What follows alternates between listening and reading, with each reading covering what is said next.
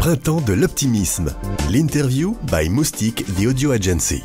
Je suis Alexandre Dubarry, le président du cabinet 4 Épices, qui est un cabinet de conseil spécialisé dans le monde de l'hospitalité. Qu'est-ce que c'est que l'hospitalité? L'hôtellerie, haut de gamme, moyenne gamme, et puis la restauration, idem. Donc je travaille avec des restaurants, des restaurateurs, des grands chefs, connus, moins connus, et je travaille à faire en sorte que les clients aient une expérience mémorable. Ça veut dire quoi? Ça veut dire que quand ils vivent un dîner ou un déjeuner, eh bien qu'on leur fasse vivre quelque chose qui leur permette de s'en rappeler, qui soit un vrai moment de bonheur, et qu'on leur donne envie de revenir au restaurant. C'est quoi l'optimisme pour vous? L'optimisme, c'est une façon de croire dans sa vie, de croire en la vie et de voir avec des lunettes un peu roses l'existence et de réussir finalement à avoir un discernement qui permet de filtrer et de glisser. Finalement, c'est presque une attitude artistique qui consiste à traverser l'existence avec facilité. Ça signifie quoi? Ça signifie l'aptitude à réduire de façon considérable les drames et à amplifier les petits bonheurs. C'est une aptitude à s'influencer soi-même sur son regard face à la réalité.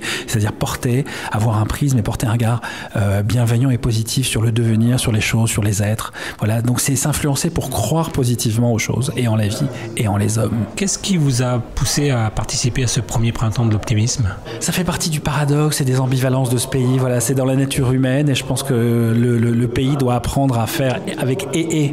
C'est pas où on est dépressif, où on a la joie de vivre. Ben, écoutez, on est dans un pays où il y a des difficultés sociales, économiques, professionnelles, et en même temps, il y a des points d'excellence, d'expertise, de bonheur. Il y a des savoir-faire, il y a des inventeurs, il y a des technologies merveilleuses, et il y a des gens positifs. Et voilà, il faut arriver à réconcilier ces forces un peu ambivalentes.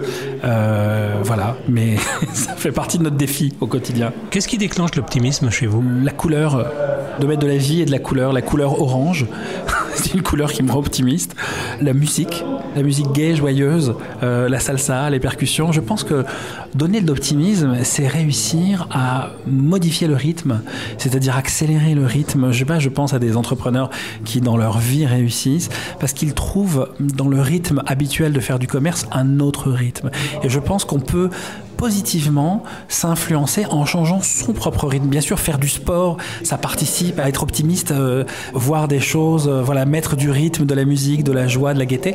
Et ça peut être un peu volontariste, c'est-à-dire qu'on peut déclencher un petit peu cette mécanique optimisme vis-à-vis de soi-même.